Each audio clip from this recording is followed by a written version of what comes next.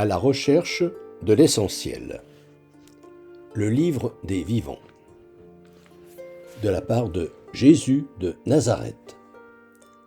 La paix de Dieu. À partir de Béni soit le Seigneur, de ce qu'il a visité et délivré son peuple et nous a suscité une puissance de salut, pour nous sauver de nos ennemis et de la main de tous ceux qui nous haïssent. Relire en entier le Bénédictus. Me laisser bercer par la prophétie de Zacharie. Ainsi fait-il miséricorde à nos pères, ainsi se souvient-il de son alliance sainte, du serment qu'il a juré à Abraham notre père, de nous accorder que, sans crainte, délivrés de la main de nos ennemis, nous le servions en sainteté et justice, sous son regard, tout au long de nos jours. Et toi, petit enfant, tu seras appelé prophète du Très-Haut, car tu précéderas le Seigneur pour lui préparer les voies, pour donner à son peuple la connaissance du salut par la rémission des péchés.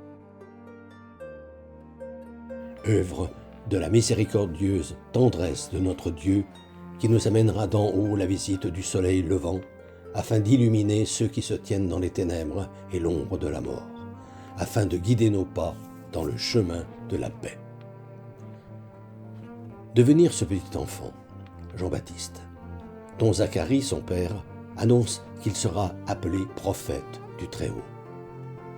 Avec Jean-Baptiste, préparer la venue de Jésus. Me reprendre. Ce qui est vraiment écrit, c'est les voies et non pas la voie, comme je lisais jusqu'ici, croyant en effet qu'il fallait seulement comprendre que Jean-Baptiste marchait sur le chemin devant Jésus, qu'il le précédait. Les voix, entendre, les cœurs, nos différents cœurs, mon cœur.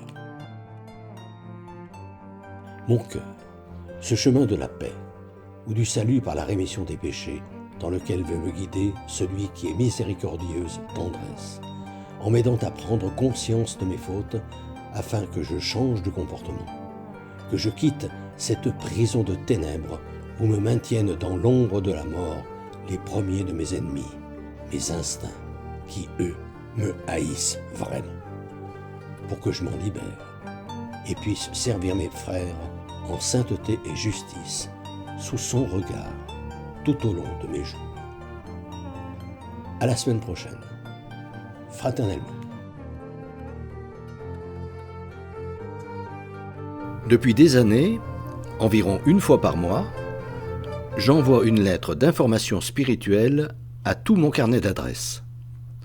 Le thème du moment est, depuis janvier 2019, être chrétien, ça veut dire quoi ?